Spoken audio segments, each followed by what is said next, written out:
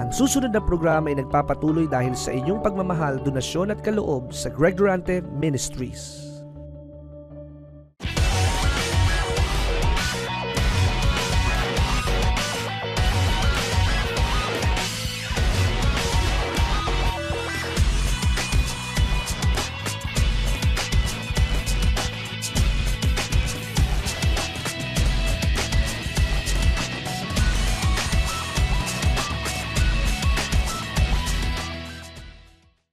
Ang susi po ng pagsunod ng himala, lagi mo siyang sambahin.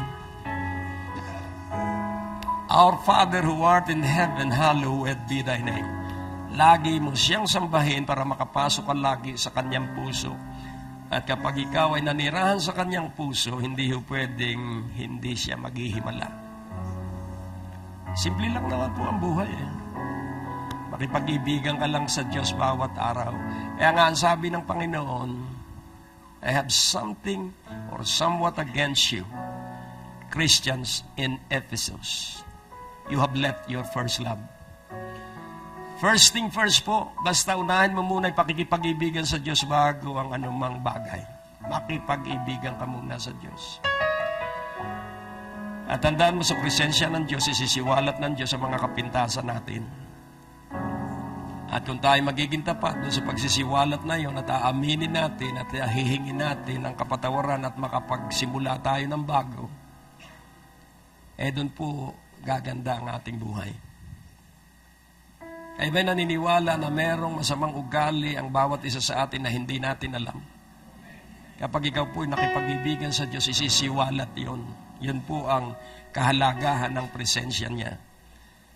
Kaya nga, ang pagsamba po ay napakahalaga. Dahil doon lamang tayo matututo kung ano ang tamang pag-uugali sa harapan ng Diyos. Tandaan mo po ito, hindi natin kayang baguhin ang ating sarili. Kaya nga, ang sabi ng Biblia at napakaliwanag, if any man be in Christ, he is a new creation. Behold, old things are passed away. Behold, all things become new. Tayo po ay mababago lamang dahil sa Jesucristo ang ating Panginoon. Amen po ba? If you are not righteous, you will not be here. Because it is only the righteous that can enter into the presence of God.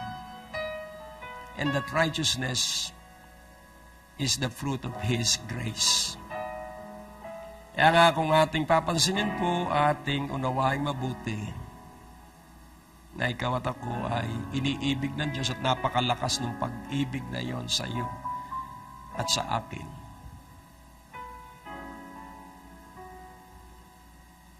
At dapat sa sandaling ito, ialay mo ng buong buo ang iyong katawan. At sabihin natin, in moments like this, I want. Kaya kailangan laging sambitin natin ito sa bawat sandali. Sabihin natin, I love you, Lord.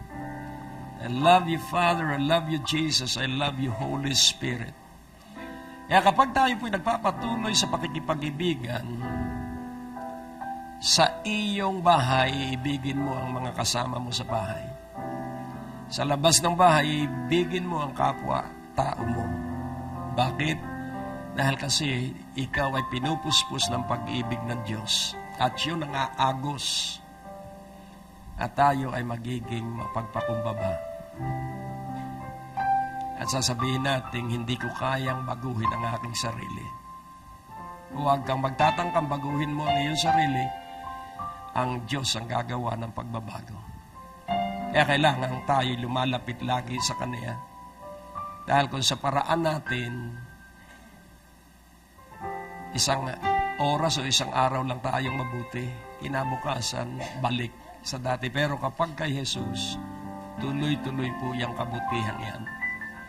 At ang ating ipagmamalaki siya, hindi ang ating kakayahan, hindi ang ating pagpupunyagi, kundi dahil sa Kanya. At yung pagpupunyagi ay dahil sa Kanya, nakapagpapatuloy tayo dahil sa Kanya, hindi dahil sa atin. Kaya po kailangan tayo'y tagahanga ng Diyos. Dahil siya lamang po ang walang katulad. Kaya pag humanga ka sa Diyos, ikaw din ay magiging walang katulad. Kaya nga sabi ng Diyos kay Solomon, the things that you have not asked, I have given you. Honor and riches. And there will be no one like you before, at present, and tomorrow. There will be none like you. Kaya nga, unawain mong mabuti, magpakaalam ka sa Diyos. At kung paanong ang Diyos ay kaiba, ikaw din magiging kaiba. Katulad ng Diyos. Pagpalain po kayo ng Diyos at tayo mabuhay na laging sumasamba sa Diyos dahil ito po lagi ang panimula, pagsamba sa Diyos. Buksan po natin ang ating Biblia at magsimula tayong magbasa sa 2 talinghaga sa Matthew 13:24 and 30. Ang mga parables po ay mysteries of the kingdom. Hiwaga. Dahil ang Biblia po ay merong ipinahayag ang Panginoon, laws of the kingdom and mysteries of the kingdom. Batas ng kaharian at hiwaga ng kaharian. Kaya dito po kailangang matutunan natin. Iba po ang batas ni Moses, hindi po tayo sakop noon. Iba rin po ang batas ng kaharian. Sakop po tayo noon. Kaya nga, ang isang halimbawa, bago natin basahin yan, ang laws of Moses, ang sino mang pumatay ay hahatulan ng kamatayan. Ang laws of the kingdom, nagagalit pa lang ang tao, siya ay pumatay na. Narinig po ba ninyong itinuro yun ng Panginoon? Kaya sa pagkagalit pa lamang ay may hatol na. At ang sino mang mga lunya ay dadalhin sa bukana ng bayan o sa plaza at sila ay papatayin. Pero sa batas ng kaharian, sa isipan pa lamang ay nangangalunya ng isang tao at siya ay may kahatulan na agad. Kaya yun pong pagsasagawa ng kasalanan hindi mangyayari sapagkat may hatol na agad dahil tayo ay nasa kaharian ng langit. Amen. Sabihin mo sa iyong katabi, nasa kaharian tayo ng langit. Ang kaharian po ng langit ay kaiba kaysa simbahan.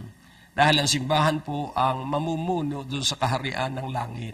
Kaya ikaw at ako kasama ni Jesucristo ay namumuno sa kaharian. Amen. Wag mo po ninyong paghahaluin yan. Iba ang kingdom of heaven at iba ang church of Jesus Christ. Kaya nga po, ngayong sandaling ito, etong mensaheng ito ay inyong pahalagahan. Another parable put he forth unto them, saying, the kingdom of heaven is likened unto a man which sowed good seed in his field. Hanggang 30 po ito. And then, ang sabi sa 25, but while many slept, his enemy came and sowed tares among the wheat and went his way. But when the blade was sprung up and brought forth fruits, then appeared the tares also. So the servants of the householder came and said unto him, Sir, didst not thou sow good seed in thy field? From whence then hath it tares?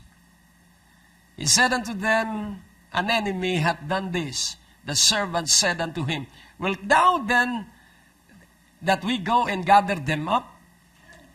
But he said, Nay, lest while ye gather up the tares, ye root up also the wheat with them. Let both grow together until the harvest. And in the time of harvest I will say to the reapers, Gather ye together first the tares, and bind them in bundles to burn them, but gather the wheat into my barn. Tayo po ay manalangin, O Diyos. Ang pagsisiwalat ng banal na Espiritu sa hiwaga ng kalangitan ay kailangan ng bawat isa sa amin at ang kapangyarihan din ng banal na Espiritu ay kailangan namin upang maiiwas namin ang buhay sa isang uri ng kalagayan na hindi mo kalulugdan. Kaya pagpalain mo kami at matuto. Sa iyo ang kalwalhatian, Ama, sa pangalan ni Jesus, at ang bawat isa ay nagsabi ng Amen.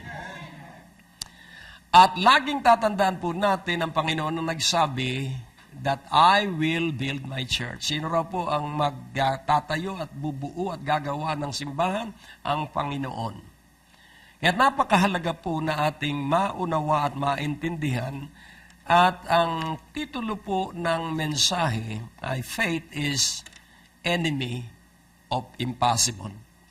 Nagpapatuloy ang palatuntunang ito dahil sa mga puso ng mga kapatiran na patuloy na sumusubaybay sa gawain ito sa himpapawid, sa radyo at maging sa telebisyon at maging sa website. At ako'y nananalig na ang inyong pananalig, your faith will increase by listening. Kaya naman ako ay nagpasya kasama ang team sa ministeryong ito na magpadala ng radio set para sa pakikinig sa ating broadcast sa radyo Lunes hanggang Biyernes. At para naman na nasa labas ng coverage area ng ating radio program, meron tayong USB. So sa inyong suporta na 2,000 piso para sa radyo, ipadadala namin ito at yung 2,000 ninyo ay makakaabot sa kaligtasan ng maraming kaluluwa. At para sa lalong pag-unlad ninyo sa 4,200 piso na inyong ipadadala, kayo ay magkakaroon ng pagkakataon na paulit-ulit na makinig sa 50 sermon na pinili para sa inyong ikalalago at patuloy na pag-unlad sa inyong espiritual na buhay.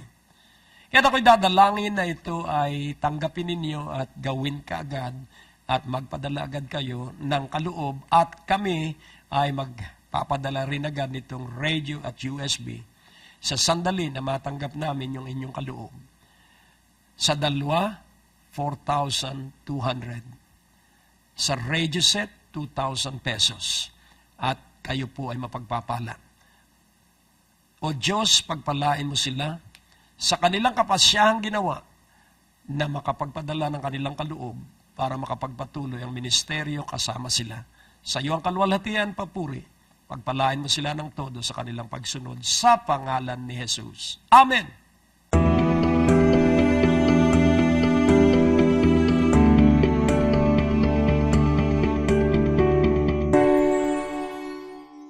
So faith is enemy of impossible. At kung titingnan po natin, ang tao kaya hindi umuunlad dahil takot siya. Lalo na sa mga imposible. Alam niyo ba na noong Second World War, gumawa ng mabilisan ang US Air Force ng mga eroplano. Mabilis po yung paggawa. Mass production agad. Saan sila kukuha ng piloto? Kakaunti naman ang graduate sa kanilang aeronautical school. Alam niyo kung sino ang kinuha nila? Kinuha nila ang mga magsasaka ng Iowa at ng Nebraska. Tinuruan kung paano pataasin yung eroplano at pababain. Yun lang ang alam nila. Dahil ang tao, kapag hindi alam ang kamatayan, siya po ay nagiging matapang. Hello? Ang tao ay natatakot pag nalaman nila na babagsak sila. Hindi sila tinuruan na babagsak, tinuruan silang lumipad. At sa unang sortis ng digmaan, this is true story, sa unang sortis ng digmaan, bumalik ang mga Nebraska at Iowa farmers na matagumpay sa labanan at na-promote sila sa officers. So faith is enemy of impossible. Hanggat ikaw po ay may takot na baka ka mabigo, hindi ka kikilos. Hanggat may takot ka na baka ikay mamatay sa iyong sakit, hindi ka magtatagumpay. Kailangan alisin mo ang salitang imposible sa iyong sistema. Nakukuha niyo po, kailangang ikaw ay manindigan sa pananalig. Kaya nga, ang sabi ng Panginoon, sa pagbabalik kaya ng anak ng tao, may masumpungan siya na may pananalig pa sa ibabaw ng lupa. Ang pananalig po'y sinisira ng mga bulaang tagapagturo. Saan naroon yung mga bulaan? Sa loob ng simbahan. Hello? Kaya sabi ng Panginoon, beware of the leaven of the Pharisees and the Sadducees. Ang daigdig ngayon at ang simbahan ngayon ay pinamumunuan ng mga taong hindi nag-uugat sa pakikipag-ibigan sa Panginoon. Kaya tansisira sa maraming mananampalataya ay yung worldly programs, yung mga worldly activities, sapagkat laging tatandaan po natin si Jesucristo ang magtatayo ng simbahan. At ang kanyang disenyo ng simbahan ay banal. Kapag nawala ang kabanalan, hindi si Jesucristo ang nagbubuo. Kaya napakaganda na ating maintindihang mabuti. Faith is enemy of impossible. Kailangan matutunan mo dahil napakaganda po ng ating pagkakataon para mabuhay na ang Diyos ay nalulugod sa atin. Doon po sa ating teksto tungkol sa talinghaga, ito pong mga parables, this is the mystery of the kingdom and there are several parables. Kaya pwede nating banggitin as plural the mysteries of the kingdom. At kung atin pong unawain, yun pong tares, ito po ay katulad rin ng wheat. Kasintaas din, pero ang binubunga po nito ay kulay itim. Kung ikaw po ay magsasaka dito sa Pilipinas, makikita mo rin po ito nakahalo ng palay. At ang bunga po nito ay kulay itim, pero hindi po katulad ng palay. At ano ang sabi ng may-ari ng lupain? Huwag mo nang alisin, bayaan mo na sa araw ng pag-aani. Kaya pansinin po natin, kailangang masiguro mo na ikaw ay trigo at hindi tares. Hello? So yung pagdalo natin, yes, we are under grace. Pero it is your decision to use that grace. Ang babala, use not the grace of God in vain. Huwag mong gamitin sa walang kabuluhang paggamit ang grasya ng Diyos. Ibig sabihin, gamitin mo ang grasya para ikaw ay maging mabunga. Gamitin mo ang grasya ng Diyos para ikaw ay maging maunlad. At ito po ay ating desisyon. Hindi po ang pastor ang may kapangyarihan sa miyembro, bawat tao po ang magpapasya kung paano siya mabubuhay. Yung kasalanan ng ating magulang, hindi tayo mananagot doon. Dahil ang sabi ng Biblia, kung sino nagkasala, siya ang parurusahan. Kaya wag mo nang pag-iisipin pa yung kasalanan ng iyong mga lolo't lola. Tapos na yon, sila na ang humarap sa kanilang ginawa. Ang iyong harapin ay ang iyong buhay sapagkat nag-uumpisa ka ng panibagong lahi. Kaya nga po, faith is enemy of impossible. Kaya po, marami po ang nawawala ng pananalig. Dahil nga po dun sa mga maling mga aral. At makikita po natin na iniwan na yung mga pundasyong aral ng kabanalan at lumipat na sa kalayawan. At upang tayo po ay magtagumpay, kailangan po na inyong makita na napakahalaga ng inyong isipan. Napakahalaga ng ating isipan. Saan naroon ang ating isipan? Yung ating isipan ay nasa ating utak. Doon sa utak, nandun ang ating isipan at doon sa ating isipan, ito po ay isang sisidlan. Kaya sabi po ng kawikaan sa man thinketh in his heart, so is he. Kaya kung ano ang iyong iniisip tungkol sa iyong sarili, yan ang magigi ka. Kung iniisip mo ikaw ay uunlad ka. Kung iniisip mo na ikaw ay mabibigo at pag nagumpisa kang maghanap buhay, ikaw ay malulugi. Pag nagumpisa kang maghanap ng trabaho, ikaw ay masisisante, yun ang mangyayari sa ganong isipan. Kaya kailangan, pag ikay nag-isip, isipin mo na magiging maganda ang iyong buhay. Hello? So kung ano ang iyong iniisip, yun ang mangyayari sa iyo at kailangan na iyong tangkilikin kung saan mo kukunin yung isipan. Kaninong isipan yung ating kukunin? Of course, isipan ng Ama, ng Diyos, isipan ni Jesucristo, pero meron ka ring sariling isipan. Kaya kailangan na yung sarili nating isipan, ito ay ating pagpunyagayang sanayin sa dapat nating mga iisipin.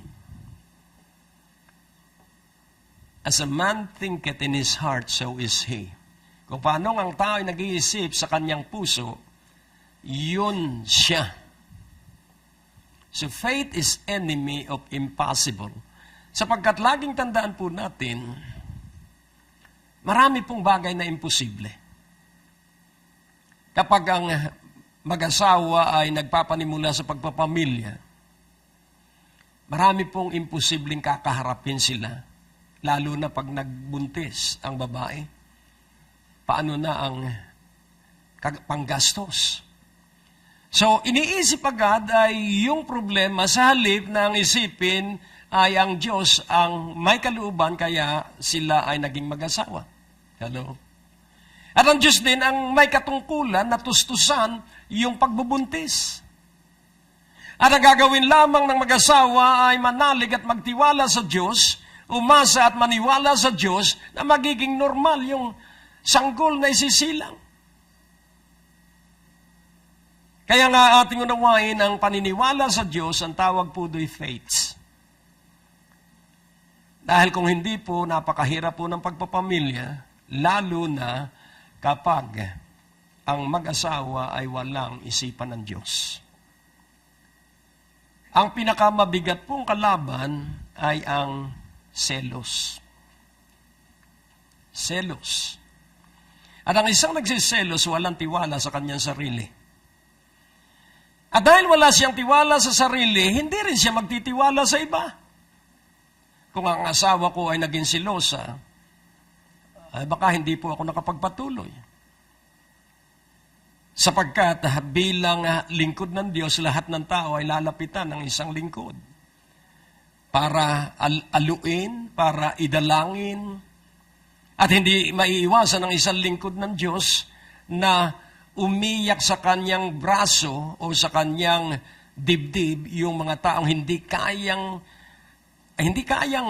unawain yung nangyayari sa kanya. Kaya kailangan ang matibay na pagtitiwala unay sa Diyos para makapagtiwala ang mag-asawa sa isa't isa. Hello? At yung pagtitiwalang yon ang huhubog dun sa pinagtitiwalaan, ang laki ng tiwala ng Diyos sa bawat isa sa atin, kaya tayo hinuhubog ng pagtitiwalang yon. God respect us highly. His love for each one of us is so strong. Kahit na ano ang naging kasalanan natin doon, kalimutan mo na yon dahil ang Diyos ay gagawa ng panibago. Huwag kang manatili sa nakaraan. Kalimutan mo ang nakaraan dahil merong nakatakdang gagawin sa iyo ang Diyos na bago. Who knows? Na yung iyo palang anak sa pagkadalaga siyang magiging Pangulo ng Pilipinas. Hindi po natin alam dahil ang Diyos ang may disenyo ng lahat ng nangyayari. Ang atin lamang gagawin ay aminin natin na tayo nagkasala at humingi tayo ng tawad. At ang Diyos ang may pagpapanibagong simula sa bawat nagbabalik loob sa Kanya. Kaya nga tinawag ang Ebanghelyo ng kaharian. The Gospel of the Kingdom. Tinawag din ang Ebanghelyo, the Gospel of Jesus Christ. Tinawag din ang Ebanghelyo, the Gospel of Repentance. Kaya kung titingnan po natin, Ebanghelyo, mabuting balita ng paghahari at kaharian ng Diyos, mabuting balita ng kaligtasan, at si Jesucristo lamang ang kaligtasan ng bawat tao. Kaya nga kung ating kikilalanin ang katotohanan ito, ikaw po ay magtitiwala sa Diyos, ikaw po ay aasa sa Diyos, at ikaw po ay maniniwalang lagi sa Diyos na magiging maganda ang iyong kinabukasan. Kaya napakahalaga po ng iyong isipan at laman ng iyong isipan, sapagkat kung ano ang laman ng iyong isipan, yun ang lalabas sa iyong bibig. At kung ano ang paulit-ulit mo sinasabi, yun ang gagawin mo later on. Kaya ito pong 4 sequences o pattern. First, kailangan ikaw ay maging matalino ng iyong isipan ay gawin mong malusog. Punuin mo ito ng mga positibong mga pag-iisip. Kaya pagdating ng problema, ang laging isipin mo ay may kalutasan yan. Dahil hindi ka susubukin ang hindi mo kaya. Kaya kung wala kang pagsubok dahil wala kang kakayahan. Pero pag may pagsubok ka, iyan ay nangangahulugang may kakayahan ka. Kung may problema ka, ang ibig sabihin, may talento ka. Amen? So wag mo akalaing pinipersonal ka ng Diyos. Hindi. Pinalilitaw ng Diyos na gamitin mo yung nasa iyo. Dahil ikaw ay puspos ng karunungang buhat sa Diyos. Kaya napakahalaga na iyong bigyan ng pagpapahalaga ang iyong isipan. Una ating pag-usapan ang napakahalagang katotohanan. Ano ba ang isipan ng Diyos? What is the mind of God? When I say the mind of God, it is the mind of the Father. And then, kaiba po ang isipan ni Kristo kaysa isipan ng Ama. At kailangang maintindihan natin ang isipan ng Ama at ang isipan ng Panginoong Hesukristo upang ang ating isipan, ang lahat ng ating iisipin ay yung lahat ng umuugnay sa iniisip ng Ama at sa iniisip ng Panginoong Hesukristo. Kaya nga unawain nating mabuti, ang Ama natin sa langit ay siya ang may likha, may lalang at may ari ng lahat. Kaya kung siya ay kikilalanin natin at sasambahin, kaya nga kung atin pong unawa at magbabasa kayo ng Book of Revelation at kahit na saan pang bahagi ng Biblia, makikita mo sa langit, laging sinasamba ang Diyos. At laging tandaan natin, pag siya'y dumalaw sa iyong buhay at sa iyong bahay, laging maingay ang pagdalaw niya, hindi po tahimik ang pagdalaw. Bagamat sinabi ng Biblia that He will come like a thief in the night. Pero pansinin po natin ang kanyang pagbabalik ay lantad. Kaya ang pagdating niya, ang ginamit ay thief in the night dahil yung mga hindi handa, sila ang maiiwan. Hello? Magigising na lang sila na napagnakawan na sila ng buhay. Pero tayong mga laging handa na laging binabantayan natin ang pagbabalik ng Panginoon, gising tayo sa kanyang pagbabalik. Kaya yung tares and wheat, ito po ay nasa loob ng simbahan. Ilang ulit na nagbabala ang Panginoon at maging si Pablo ay nagbabala. Saan magsisimula ang pagkalito? Sa loob ng simbahan.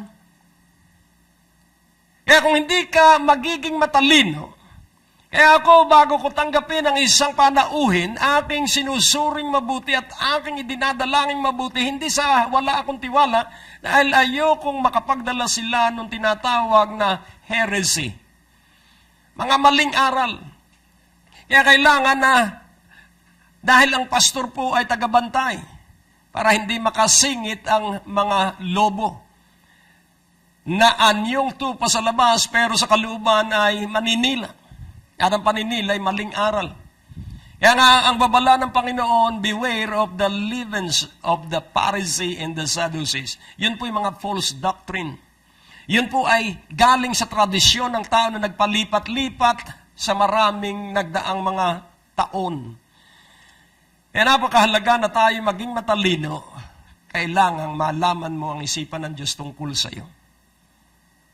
Dahil kung hindi mo alam ang isipan ng Diyos, sad to say, but this is true, merong magpapatakbo ng iyong buhay. Kung hindi ang tatay at nanay mo, ay baka kaibigan mo. Huwag kang papayag na ibang tao magpatakbo ng iyong buhay. Huwag kang papayag na ang kahirapan mo sa buhay ang magpatakbo ng iyong buhay. Para po sa pagpapatuloy ng programang ito, kailangan po namin ng inyong panalangin at pinansyal na suporta. Sa bawat kaloob ng inyong ipapadala, anuman ang halaga, bibigyan po namin kayo ng anointing oil bilang pasasalamat sa inyong pagtulong at pagsuporta sa Greg Durante Ministries. Dahil kapag ang tao ay dahil sa kahirapan kahit na lang ano ang gawin, hindi ganon. Ika'y manahimik, ika'y makipagkaibigan sa Diyos at ano ang layunin ng kahirapan sa na iyong dinaraanan pansamantala. Ano ang layunin ng pagkakasakit sa sandaling ika'y dumaraan doon? Ano ang layunin? Kailangan makita mo yung mga butil ng katotohanan sa bawat nangyayari, sa bagay at bawat nangyayari, hindi ito basta nangyayari. Meron po doong katotohanan na nandun sa nangyayari. So if you learn the lesson of your test and the trials, then you will be strong. And you will have an experience of the goodness of God. Dahil idadalangin mo, kapag nalaman mo yung nangyayari, dadalangin mo sa Diyos at aalamin mo kung ano ang iyong gagawin. Madali pong magbalak, napakadali po. Pero kapag tayo ang nagbalak, kakapusin tayo at mapapagod. Pero kung sasangguniin natin ang Diyos, dahil sabi ng kasulatan, sangguniin mo ang Diyos sa lahat mong mga balak at Kanyang itutumpak ang iyong mga landas. May mga isip at balakin ng tao na parang tama sa kanilang palagay, pero ang dulo noon ay kamatayan. Kaya ipasuri natin yung ating pangarap. Ipasuri natin yung pangarap mo na pagkakaroon ng ganito o ng ganon. Laging tandaan po natin, ang katiyakan ng ating kinabukasan ay nasa kamay ng Diyos. Kaya ang unang isipan, ang isipan ng Ama, sa Jeremiah 29:11, at alam nating lahat ito. This is the mind of the Father. For I know the thoughts that I think toward you, saith the Lord, thoughts of peace and not of evil, to give you an expected end. So dito po'y napakaliwanag. Yung isipan ng Diyos ay punong-puno ng Kanyang pag-iisip. At kung titingnan po natin, so ano ang laman ng isip ng Diyos? Ano ang mga isipang naroon? So mind is container, and then the thoughts is the content of that container. I know the thoughts that I think toward you. Nalalaman ko ang mga iniisip ko patungo o patungkol sa iyo. Sabi ng Panginoon. Thoughts of peace. So pansinin po natin, hindi po isang kapayapaan, sapagkat tayo po ay may emosyon, tayo po ay may katawan, tayo po ay may sikmura, tayo po ay may puso, tayo po ay may baga, tayo po ay may dugo. Kaya kapag kumikirot ang ating puso, ang iniisip ng Diyos ay mapayapa ka sapagkat hindi yan sakit sa puso. Hello? Laging tandaan natin na mahaba ang ating buhay. I will give you long life if you live. So, pansinin po natin, 1 Kings 3:14, ipakikita ko po sa inyo ang mahabang buhay. And if thou wilt walk in my ways, to keep my statutes and my commandments, as thy father David did walk, then I will lengthen thy days. So, ano magpapahaba ng ating buhay? Ano magpapahaba sa iyong buhay? Salita ng Diyos na nasa Biblia. Hindi yung mga iniinom natin. Hindi yung kinakain natin. Because it is not on bread alone that man shall live. It's by the word of God that proceedeth out of the mouth of God. Pag hindi ka nagpakaalam sa salita ng Diyos, hindi mo pinakakain ng iyong espiritu at magiging mahina ang iyong isip at desisyon. I have treasured your word in my heart that I may not sin against you. Kaya hindi ako nagkakasala sa iyo, sabi ni David, dahil aking pinagyaman ang iyong salita sa aking puso. At paano mo mapagyayaman ang salita ng Diyos sa iyong puso? Meditate and memorize the verses of His Scriptures. Magpakasipag ka po para maialis mo ang iyong buhay doon sa tears. Kailangan ikaw ay maging wheat. Kailangan maging kang trigo at hindi ipa. Hello? At panatilihin mo ang pagiging mong trigo. Kaya nga kung ating uunawain, napakaganda ng iniisip ng Diyos. Sa Psalms 91 verse 14, ibigin mo lang ang Diyos sa haba ang buhay mo. Because He hath set His love upon me, therefore I will deliver him, I will set him on high, because he hath known my name. Ang lahat po ng nakakakilala sa Diyos ay magpapatuloy umibig sa Diyos. At ano naman ang gagawin ng Diyos kapag ikaw ay nagpatuloy na umiibig sa Kanya at kinilala ang Kanyang pangalan? Ang sabi niya, I will deliver him. Ililigtas ko sila sa lahat ng masama. Pangalawa, ano ang sabi ron? Ilalagay ko sila sa mataas. Wow. This is promotion. Sa verse 15, because he shall call upon me and I will answer him, I will be with him in trouble, I will deliver him and honor him. Kaya pag ikaw ay dumaraan sa gulo, kasama mo ang Diyos. At ano ang ginagawa ng Diyos sa pagsama sa iyong gulo? He will deliver you. So, pansinin mo, ang kadugtong and honor you. Ang Diyos ang makikipaglaban sa labanan mo, pero ikaw ang makikinabang sa papuri ng mga nakapaligid sa iyo. Ang galing mo pala, talagang ikaw ay pambihira, ang talino mo, kaiba. That is honor from the Lord. Sabihin mo, it's God. Amen? Nakakatatagal ka sa ganyang kalagayan, it's God. That is an honor. Amen? At sa verse 16, with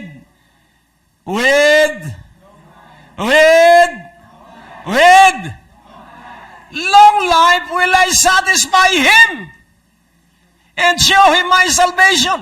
Marami pong tao na mahaba ang buhay, but not satisfying.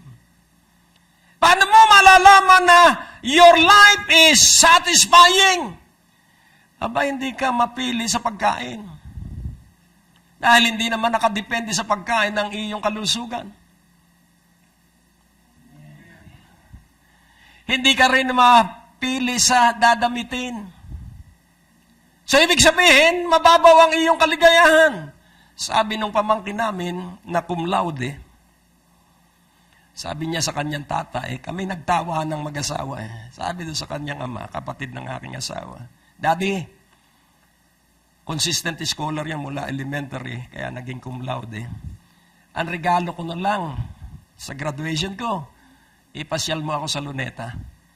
Isip-isipin mo, tumanda ng ganun, hindi pa pala nakakarating ng Luneta, ay madalas na kami ay pag nagre-reunion, hindi pa pala niya nararating ang Luneta. At siya'y maligaya na. Kaya yun po yung mahabang buhay na may kasiyahan. Hindi mapili sa pagkain, hindi mapili. Alam mo, hindi ka naman mapapaganda ng mga high-end na mga damit. Huwag kang kukuha ng karangalan doon sa damit. Sa Diyos lang tayo kukuha ng karangalan. Amen po ba? Bakit ba binibili ang mga kilalang mga sapatos at damit? Dahil doon sa nagsusuot. Hindi dahil doon sa tatak ng damit. Kaya ang tawag doon, endorser. Nakukuha niyo po. Kaya sabi ng Panginoon, ano ang halaga ng katawan? Ano ang halaga ng damit kung ang katawan na may sakit? Ano ang halaga ng buhay kung wala naman itong kasiyahan? Saan manggagaling ang satisfying life? Sa Diyos. Magpakaalam ka na sa Diyos. Dahil ang hinahanap pa rin ng Diyos ay kabanalan dahil ang sabi ng Biblia, be holy, for I am holy. Hallowed be thy name, keep thy holiness. Hallowed be thy name, I respect your holiness. For the fear of the Lord is the beginning of wisdom. And what is the fear of the Lord? That you attend to the word of God every day, that you do fellowship with God every day, then you are demonstrating the fear of the Lord, and the fear of the Lord will satisfy your life. Glory! Ang Diyos po natin napakabuti. So what is the mind of the Father? May mga na-miss ka bang broadcast ni Pastor Greg? Huwag malungkot, maaari mo na itong balikan sa pamamagitan ng pag-log on sa www.gregrante.com. Doon sa ating website, i-click lamang ang mga video preachings na nais mong mapakinggan, English o Tagalog o anumang mga title na nais mong panoorin at 24 hours, 7 days a week, mapapakinggan at mapapanood mo si Pastor Greg. Naniniwala kami na sa pakikinig ng salita ng Diyos, nandoon ang paglago at pag-unlad ng inyong mga buhay at mararanasan ninyo ang biyaya ng ating Panginoon.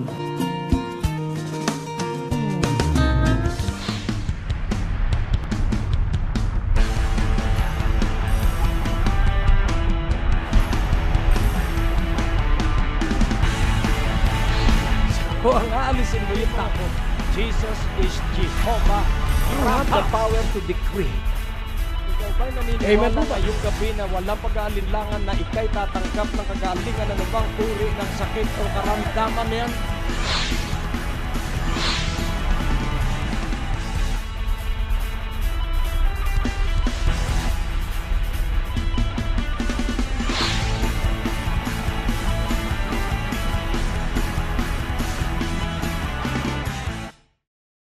Ba'y nangangailangan ng himala, pagpapala at katugunan sa iyong mga problema? Inaanyayahan po namin kayo sa araw ng Biyernes sa ganap na alas 6:30 ng gabi sa darating na September 4, September 11, September 18, September 25 para sa Friday Night Revival sa Biyaya ng Diyos Christian Fellowship sa 2nd floor, Medicare Building, Ortigas Avenue, Green Hills, San Juan.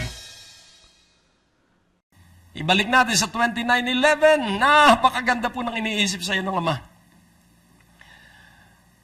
For I know the thoughts that I think toward you, saith the Lord, thoughts of peace and not of evil, to give you an expected end. Para bigyan ka ng magandang kinabukasan. Hello. So paano mo malalaman yung iniisip niya araw-araw? Sa verse 12. Then shall you call upon me, and you shall go and pray unto me, and I will hearken unto you. Ito po ay dahil sila ay nasa exile, kaya ito'y nakakonekta dun sa 70 years na span of time dun sa exile. Kaya pansinin mo, kapag ikaw ay dumaraan ng problema, ang unang gagawin mo, huwag mong aawayin ng asawa mo, manahimik ka. Hello? Amen? Huwag mo sisisihin ang mga anak mo, manahimik ka. At hayaan mong magtapos yung haba ng pagsubok. At saka ka tumawag sa Diyos. Be quick to listen, slow to speak, slow to become angry.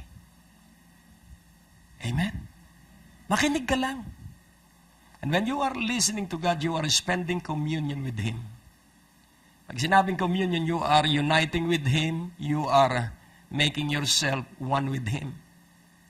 Because He is working the best thing for your life. Tinatrabaho niya yung mahusay para sa iyong buhay. At sa verse 13, sabi po doon, and you shall seek me and find me when you shall search for me with all your heart. So saan nag-uumpisa ang seeking? Your heart. Hindi po yan sa kung saan-saan lugar. Sa puso mo hahanapin yung iyong pagpapala. And you shall seek me and find me. Hahanapin ninyo ako at ako'y matatagpuan ninyo kapag, yan po yung when, kapag hinanap ninyo ako ng buo ninyong puso. Hindi ibig sabihin ngayon tapos bukas hindi. Araw-araw hahanapin mo siya at hihintayin mo yung pagdating ng kanyang ipinangako. Daily expectation. It might be today, it might be tomorrow. Anyhow, kung ikaw ay laging naghihintay, darating na iyong matatanggap yung iyong hinihintay. Ang kagandahan ngayon ng mga courier, meron silang tracking yung satellite, yung GPS. May GPS sila. Alam kung nasa na yung iyong ipinadala sa iyong kamag-anak.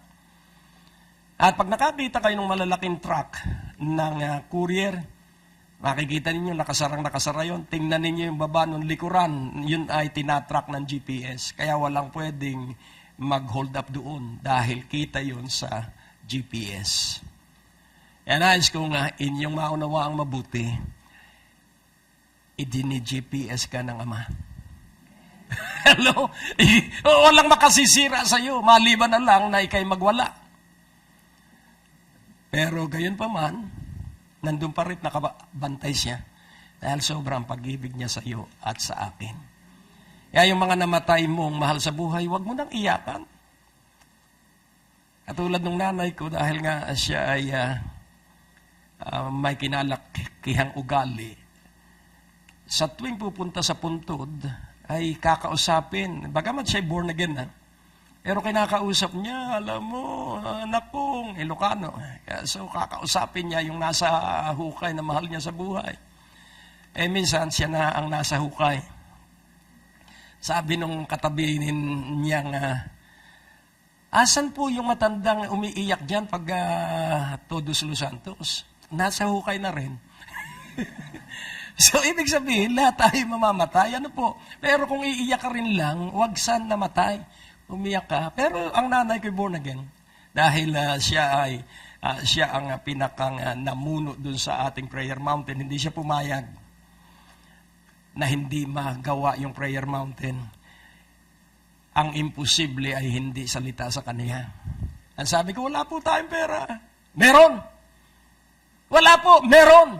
At inumpisahan na niya. Puro kabayo ang kanyang inarkila na nagdadala ng mga simento at buhangin dahil yun po ay gubat. At sabi niya, kailangan magkaroon ng swimming pool. Wala po tayong pera, meron! Laging meron. At nagkakaroon. Sapagkat sinasabi niyang meron. That is an impossibility doers. Nakukuha niyo po? Kaya kailangan ang lingwahe natin meron. Sabihin mo, meron.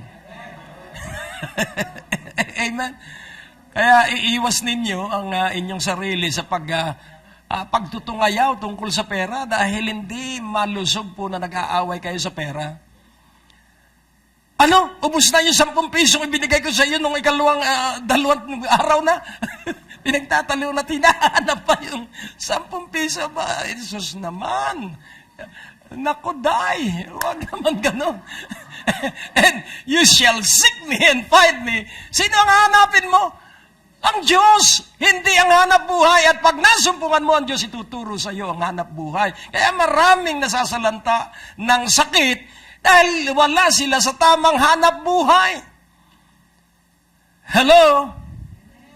Dahil marami ang naghahanap buhay para kumita. Maraming naghahanap buhay na hindi siya kailangan ng hanap buhay.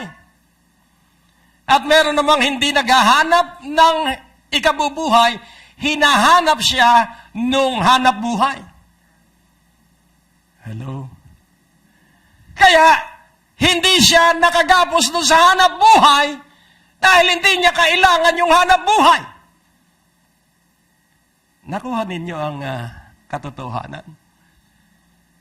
Kapag ang hanap buhay ang Diyos ng isang tao, wala na siyang oras sa kanyang asawa, ni hindi man lang niya matapunan ng tingin, kahit konting pagtingin. Hindi na makatingin dahil nga ang inaalaala na niya ay hanap buhay, hanap buhay. Ano ang halaga ng yumaman sa hanap buhay na wala naman ang iyong asawa at hiniwalayan ka na? Na ang mga anak mo naman ay kung saan-saan ng lugar naglipa na. Kaya ang mahalaga pa rin ay ang Diyos at ang iyong pamilya. Kaya napakahalaga na iyong unawain na napakaganda ng pangarap ng Diyos sa iyo at sa iyong pamilya at sa iyong mga anak. Kaya kailangang laging iyong i-encourage, iyong influensyahan ang iyong mga anak.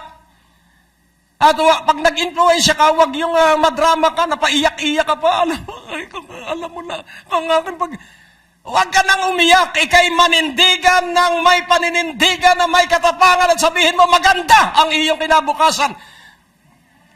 Maganda ang iyong buhay dahil sinabi ng Ama na si ikaw ay laman ng kanyang isipan. At kung sakaling siya'y nasa kasalanan, sabihin mo na siya'y lalaya sa kasalanan. Sa makapangyarihang pangalan ni Jesus, it is what you declare that God will honor. Amen? Kung anong ipapahayag mo at ipapahayag mo araw-araw yon, huwag kang titigil hanggat hindi nangyayari because God has given you the keys of the kingdom of heaven, and whatever you bind on earth shall be bound in heaven, and what you loose on earth shall be loose in heaven. And what is that key? The word of God. So declare that your children will be mighty on the face of the earth. Amen. So binubuksan mo magandang kinabukasan at buhay ng iyong mga anak. Why? Because you have the keys of the kingdom of heaven. Ako, hindi po sa hanap buhay ito. Nasa iyong pagpapahayag. O, purihin ng Panginoon. I am preaching now. Hallelujah.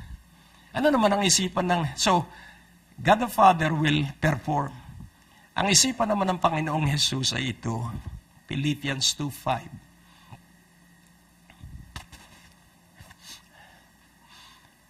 Let this mind be in you, which was also in Christ Jesus. Verse 6, who, being in the form of God, thought it not robbery to be equal with God. Verse 7, but made himself of no reputation, and took upon him the form of a servant, and was made in the likeness of men. Verse 8, and being found in fashion as a man, he humbled himself, and became obedient unto death, even the death of the cross. So ano ang isipan ng Panginoon?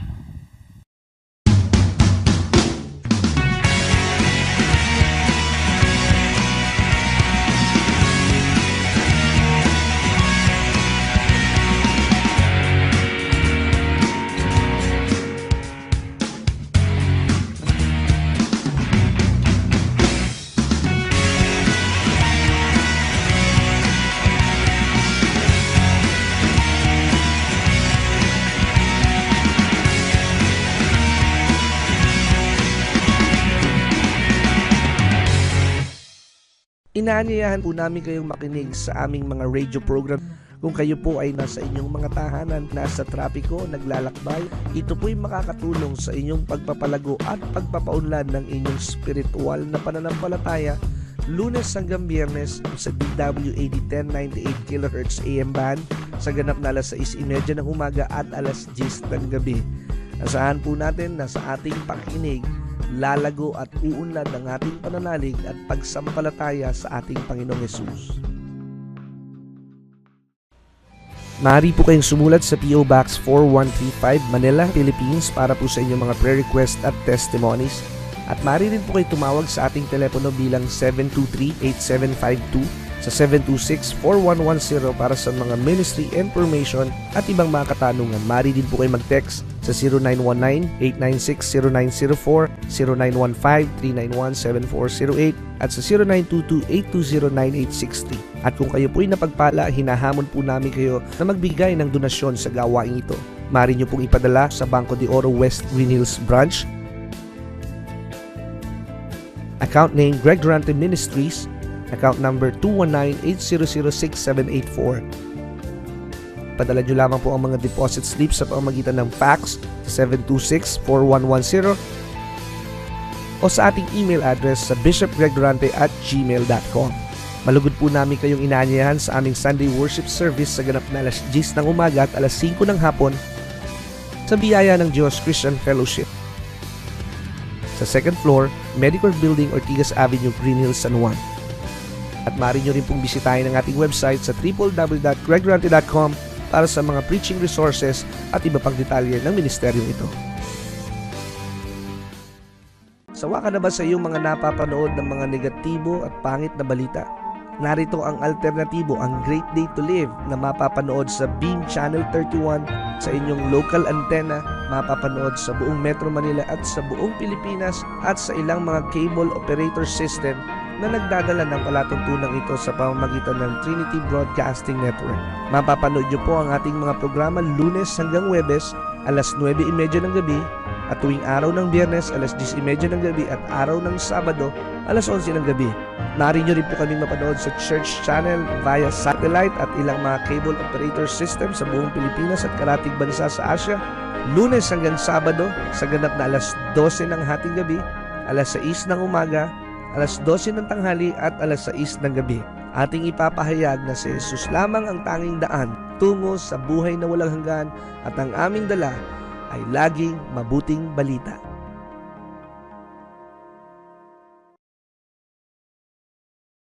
Ang isipan ng Panginoon ay masunod niya ang Ama. Hello. Ang isipan ng Panginoon ay iligtas ikaw at ako. Kaya dadalwa ang iniisip ng Panginoon, ang kanyang Ama at ang lahat ng makasalanan.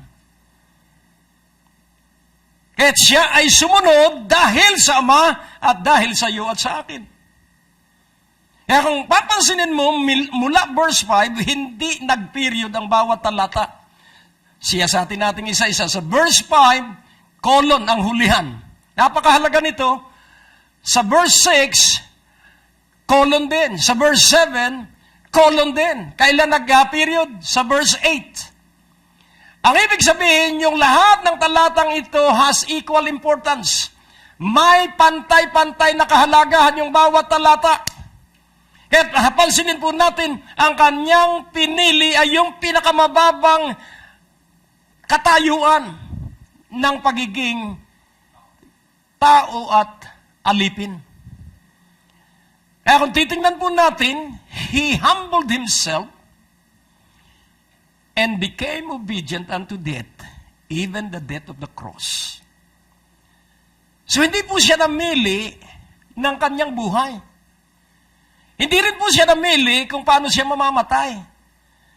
Ang kanyang pinahalagahan ay kung ano ang plano ng kanyang Ama. Salamat sa Panginoon dahil siya masunurin sa kanyang Ama.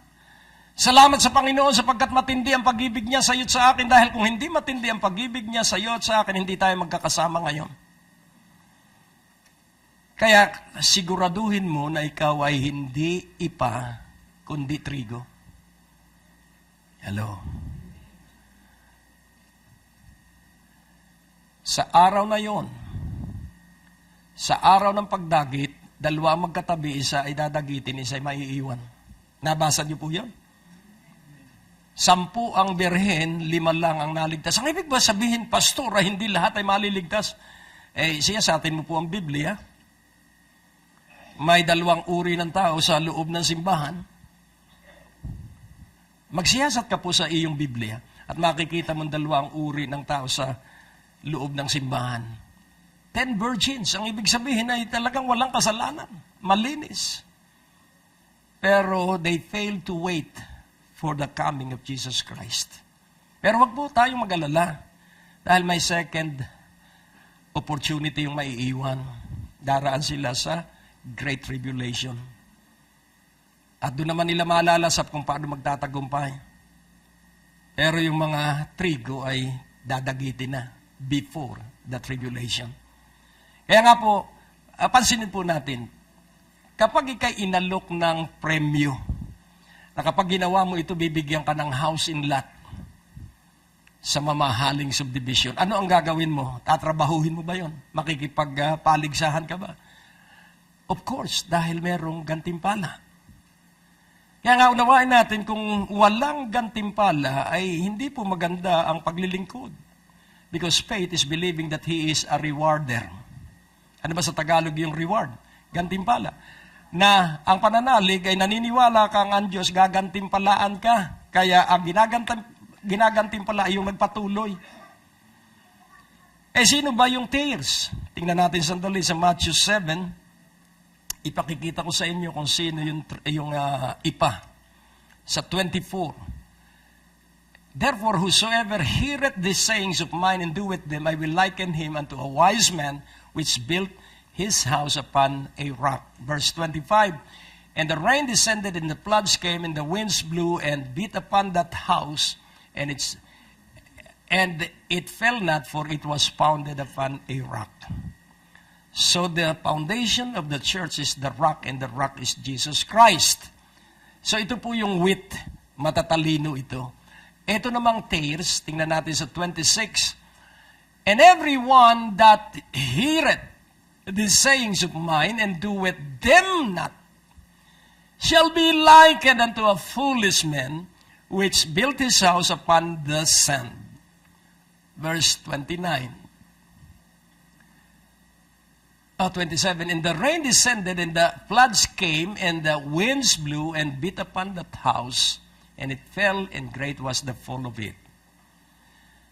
So, ang wit po ay yung matatalinong lalaki at babae. Ang tears ay yung mga hangal na lalaki at babae. Sino yung matatalino? Isinasabuhay ang salita ng Diyos. Sino ang mga hangal?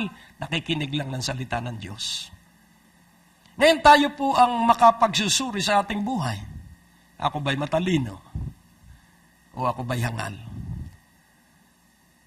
Kaya sabi ni Apostol Pablo, examine yourselves. Siyasatin ninyo ang inyong sarili. At tuklasin mo kung ikay matalino.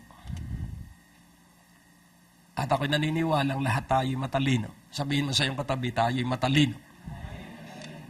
Ngayon, dahil ang isipan ng Ama ay gawin niya yung kanyang pangarap sa iyo at sa akin, at ang isipan naman ng Panginoon ay ipakita sa atin na ang pagkamasunurin lamang ang paraan para ang Ama'y makagawa.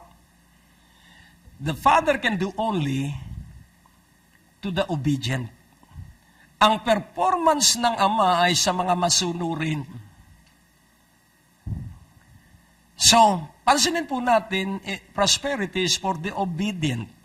Healing is for the obedient. Blessing is for the obedient. No obedience, no healing. No obedience, no prosperity. Huwag po natin aalisin ang obedience at yung obedience ay meron ding willingness. Ano ang sabi ng Isaiah 1:19? If you be willing and obedient, you shall partake the best of the land. Kaya, kailangan tayo masunurin. At umpisahan mo ang pag-aaral ng pagkamasunurin sa iyong bahay. Sundin mo ang tatay at nanay mo, at kayong mag-asawa, magsunuran. At sundin natin ang ating anak, palakihin natin sila na may tiwala sa atin. Sapagkat ang pagtitiwala hindi idinidemand. Ang pagtitiwala ipinakikita. Do not demand for respect. Show respect so that you will gain respect. Hello? Hindi po itinuturo ang panalangin. Idinidemonstrate po na ikay mananalangin at mahahamon ang iyong mga anak na manalangin. Madali po. Manalangin ka? Opo, opo, opo, tatay. Nakapanalangin ka na? Opo, opo, opo. Pero kung ikay nananalangit, nakikita na nagkakaroon ka ng pantuition sa kanya, paglaki noon, at nagkapamilya, alam na niya ang susi, makipag-usap at humingi sa Diyos. So you are modeling a life that is modeled in the life of Jesus. Ikay modelo ng isang buhay na ang iyong pinagkopyahan at pinagkopyahan ko ay ang buhay ng Panginoong Hesukristo. Kung si Jesucristong napakamakapangyarihan ay nananalangin, paano na kaya tayo? Nakukuha niyo po. Kung si Jesus ay ginawang pangunahin ng panalangin, at tayo ay baliwala ang panalangin katulad ng isang usapan, Dok, wala ka na po bang magagawa? Mrs., wala na po. Panahon na para manalangin ka. So sa halip na unahin ang panalangin, inuna muna ay yung paraan ng tao, doktor, gamot, ospital.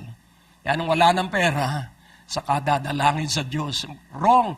Manalangin ka na, kumikirot pa lamang ang iyong puso. Manalangin ka na at huwag kang mag-isip ng masama.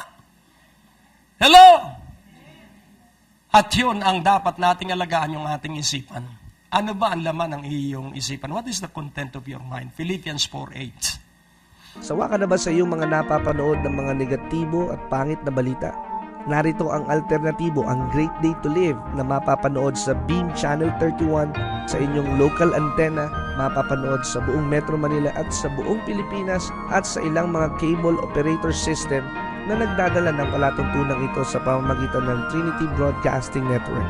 Mapapanood niyo po ang ating mga programa Lunes hanggang Huwebes, alas 9:30 ng gabi, at tuwing araw ng Biyernes, alas 10:30 ng gabi, at araw ng Sabado, alas 11 ng gabi. Maaari nyo rin po kaming mapanood sa Church Channel via satellite at ilang mga cable operator system sa buong Pilipinas at karatig bansa sa Asia. Lunes hanggang Sabado sa ganap na alas 12 ng hating gabi, alas 6 ng umaga, alas 12 ng tanghali at alas 6 ng gabi. Ating ipapahayag na si Jesus lamang ang tanging daan tungo sa buhay na walang hanggan at ang aming dala ay laging mabuting balita.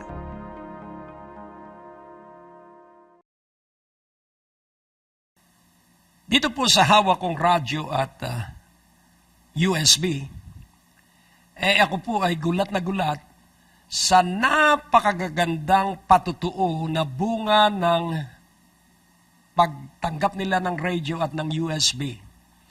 Sa umaga at sa gabi, tuloy-tuloy sila sa pagsubaybay sa palatuntunan sa radyo. At in between, sa umaga at sa gabi, tuloy-tuloy sila kahit ano ang ginagawa sa pakikinig sa mga sermon na nandito, 50 sermon na nasa USB. May isang patutuo mula kay Sister Marites at ang kanyang nanay ay bedridden. At ang kanyang nanay ay hindi pa niya kasama sa kanyang pananampalataya. Kaya rinigaluhan niya nung natanggap niyang radio at USB. At sa kapakikinig, dahil po ang mensahe ay walang relihiyon, walang denominasyon at walang sekta, buhay lamang po ang dala ng salita ng Diyos. At sa kanyang patuloy na pakikinig, kagulat-gulat ang ginawa sa kanya ng Diyos. Because healing will start within. Deliverance will begin inside. Siya po'y gumaling at siya po ay normal na ang katawan. Pinagaling ng kanyang pananampalataya sa salita ng Diyos na kanyang narinig araw at gabi. Kaya kayo ay hinahamon ko kung wala pa kayo nitong set na ito, radio at ng USB, I challenge you for radio, transistor radio, give an offering of 2,000. With the USB, give an offering of 4,200. And I assure you that a mighty, wonderful, miraculous power will work in your life. Father, sa pangalan ni Jesus, tustusan mo ang bawat isa para magkaroon sila ng offering, para magkaroon sila ng radyo at ng USB. Pagpalain mo silang lahat ng kasaganaang walang katulad mula ngayon sa pangalan ni Jesus. Amen.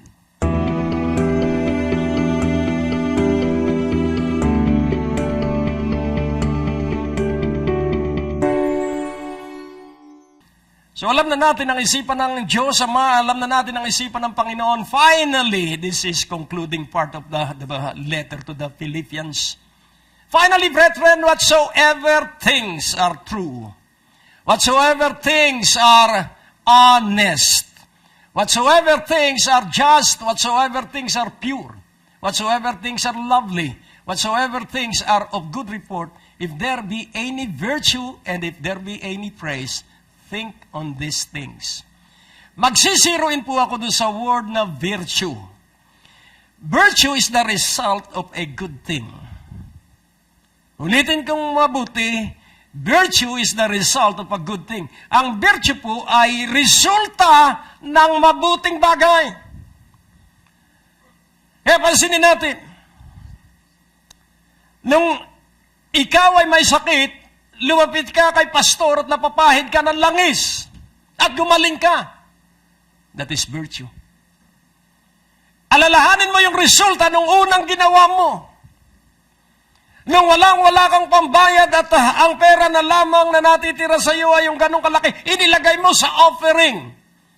At biglang naghimala at kumilos ang Diyos at nabayaran lahat ng iyong bayaran sa kaunting iyong offering. That is virtue. Result of a good thing. Bunga ng isang mabuting bagay. At kung ito'y kapuri-puri, ito ang lagi mong isipin.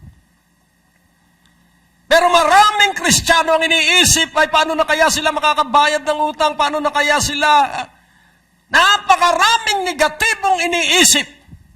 Hindi malulutas ang isang suliranin sa pamamagitan ng negatibo. Malulutas ang suliranin sa pamamagitan ng positibo. Because when you think positive, doors of opportunity opens up.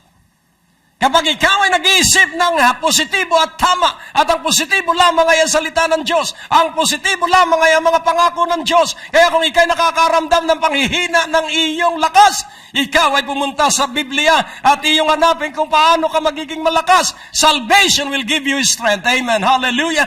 And grace will favor us all the time. Kaya ikaw mismo magkakaroon ng personal na karanasan na ang iyong bawat sasabihin ay pararangalan ng Diyos. Why? Dahil ang iyong laman ng isipan ay yung totoo. Huwag kang mag-iisip ng hindi totoo. Things that are true, things that are honest.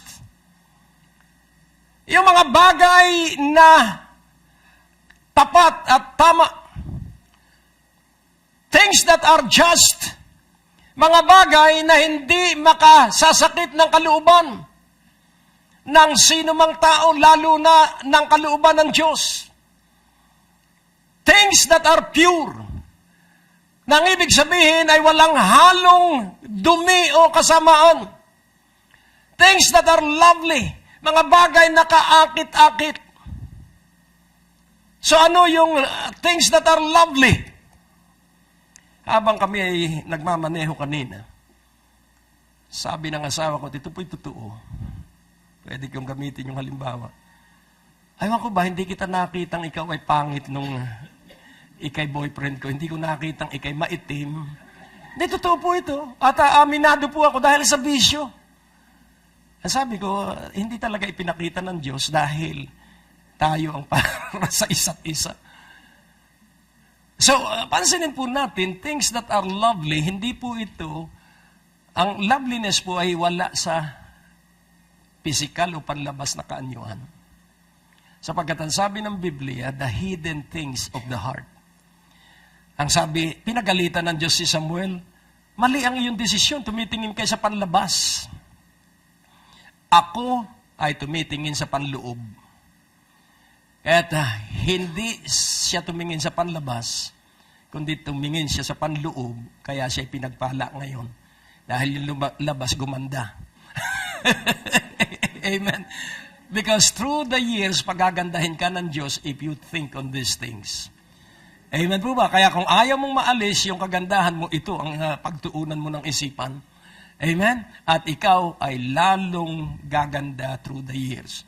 Why? Because you are always saturated with things that are true, things that are honest, things that are just, things that are pure, things that are lovely, and things that are of good report, and things that has virtue, and things that is praiseworthy.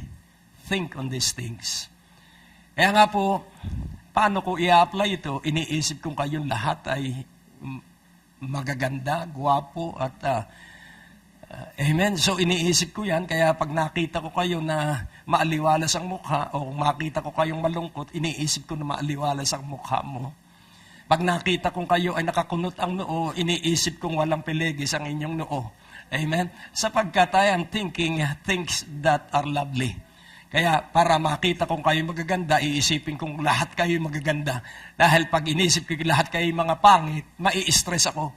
Amen. Pero pag inisip ko lahat kayo magaganda, no stress. Amen. At lilitaw ang kagandahan mo sa tuwing tayo ay magtitipon. Amen. At pag lahat tayo ay nasa karikta na ng kagandahan ng linilikha ng Diyos, magugulat ka.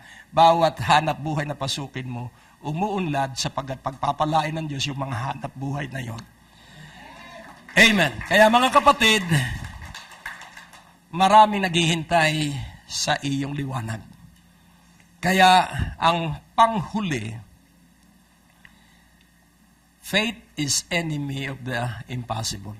Faith is enemy of impossible. Kaya humakbang ka po sa pananalig. At ano po ang pagkilos sa pananalig? Una, paniwalaan mo, ang unang dapat paniwalaan mo, ang Diyos ay matagal nang gustong ikaw ay pagpalain. Amen. Yung iyong pangarap, gusto nang gawin ng Diyos. Pangalawa, yung iyong tiwala at yung iyong pag-asa sa Diyos, Kanyang isasagawa. Pangatlo, ituloy mo ang matapang na pagpapahayag na ang iyong mga anak ay matagumpay, na ang iyong asawa ang napakabait at napakabutit, responsabling lalaki o babae sa ibabaw ng lupa. And then mag-usap kayong mag-asawa, magtitigan kayo at sabihin ninyo sa isa't isa, salamat sa Diyos at ikaw ang aking asawa. Kung wala ka namang asawa, kausapin mo ang hindi nakikitang asawa at sabihin mo, darating ka. Amen. At kung umalis ang iyong asawa, sa tuwing kakain kayo, ipaghanda mo siya ng upuang para kanya at iyong ideklara, isang araw kasama ka na namin sa hapunan. Amen. Mangyayari po yan. Maliban na lang kung ayaw mo. Pero kung ibig mo, mangyayari po yan. Why? Because God will honor what you confess. Tapos, kailangan matibay ka sa katotohanan that you have an abundant life in Jesus. And then, always expect, any day, any moment, darating na yung kaganap at katuparan nung matagal mo nang inaasam at hinihintay. Tayo po ay manalangin. O Diyos, ang isipan namin laging nakatuon sa iyong magandang pangarap sa aming buhay at kinabukasan. At kami, Panginoon, ay tutulad sa iyong pagkamasunurin, kababaan at kaamuhan. At puspusin mo kami ng iyong Espiritu para maisakatuparan namin ang lahat ng ito at makapagpatuloy kami na ang aming isipan ay mga bagay na mabuti sa iyong paningin. Magi kaming laging nag-aapaw sa pagpupuri at pagpapasalamat. Sa iyo ang kalwalhatian naman sa pangalan ni Jesus at ang bawat isa ay nagsabi ng Amen. Ang Diyos po ay napakabuti.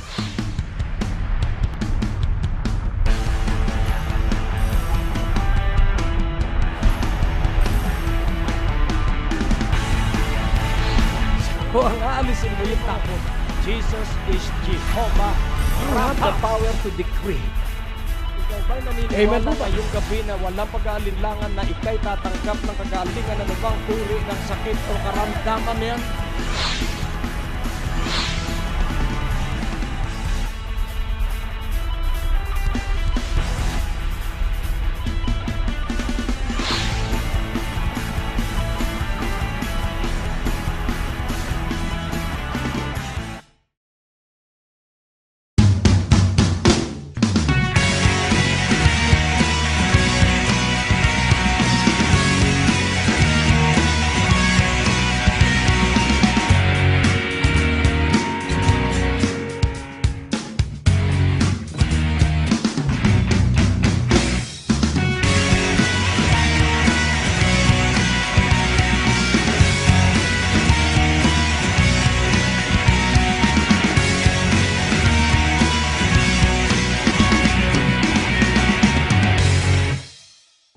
Sa lahat po ng naghahangad ng kakaibang karanasan ng pagkilos ng Diyos, ang gawain ito ay para sa inyo sa buwan ng Oktubre. Sa darating na October 2, October 9, October 16, October 23, October 30 sa ganap na alas 6:30 ng gabi, ang ating pong Friday Night Revival sa Biyaya ng Diyos Christian Fellowship, 2nd floor, Medicor Building, Ortigas Avenue, Green Hills, San Juan. Maaari po kayong sumulat sa P.O. Box 4135 Manila, Philippines para po sa inyong mga prayer request at testimonies. At maaari rin po kayo tumawag sa ating telepono bilang 723-8752 sa 726-4110 para sa mga ministry information at ibang mga katanungan. Maaari din po kayo mag-text sa 0919-896-0904, 0915-391-7408 at sa 0922-820-9860. At kung kayo po'y napagpala, hinahamon po namin kayo na magbigay ng donasyon sa gawain ito. Maaari nyo pong ipadala sa Banco de Oro West Green Hills Branch. Account name Greg Durante Ministries. Account number 219-806-7784. Padala nyo lamang po ang mga deposit slips sa pamamagitan ng fax sa 726-4110 o sa ating email address sa bishopgregdurante@gmail.com. Malugod po namin kayong inaanyayahan sa aming Sunday Worship Service sa ganap na alas 10 ng umaga at alas 5 ng hapon sa Biyaya ng Diyos Christian Fellowship. Sa 2nd floor, Medicor Building, Ortigas Avenue, Green Hills, San Juan. At maaari nyo rin pong bisitahin ang ating website sa www.gregdurante.com para sa mga preaching resources at iba pang detalye ng ministeryong ito.